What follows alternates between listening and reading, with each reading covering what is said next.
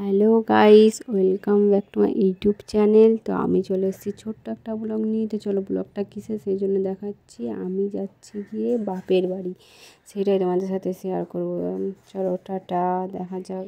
রাত্রি কটা বাজে, আমি তো ঘুম হয়নি, সেদিনকে উঠে পড়েছিলাম।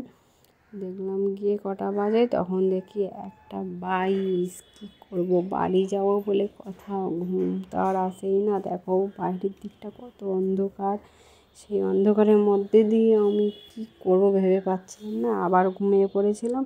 তারপরে গিয়ে উঠলাম, আমার 2টো বাজে। তখন আর ভিডিও করিনি, একবার রেডি হয়ে রাস্তায় বেরিয়ে পড়েছি, সেই ভিডিওটা আমি দিয়েছি। তো চলো, আমি এখন হেঁটে হেঁটে যাচ্ছি অটো স্টেশন। আর দেখো আমার বর আর আমার ভাগ্নে কেমন হাঁটছে জোরে জোরে, আর পুরো রাস্তা ফাঁকা, এমনটাই কোনো গাড়িও নেই। অবশেষে পৌঁছালাম একটা অটো স্টেশন।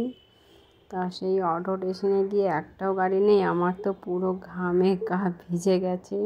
তারপরে শেষমেশ পেলাম একটা টোটো থেকে চলে গেলাম পুরো স্টেশনে গিয়ে চাইলেও তোমার দাদাভাই দেখো টিকিট কাটছে।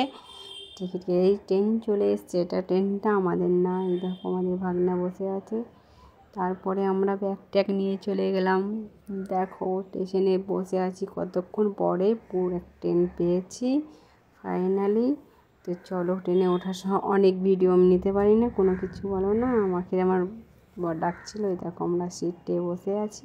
তো চলো টাটা, পরে ভিডিও।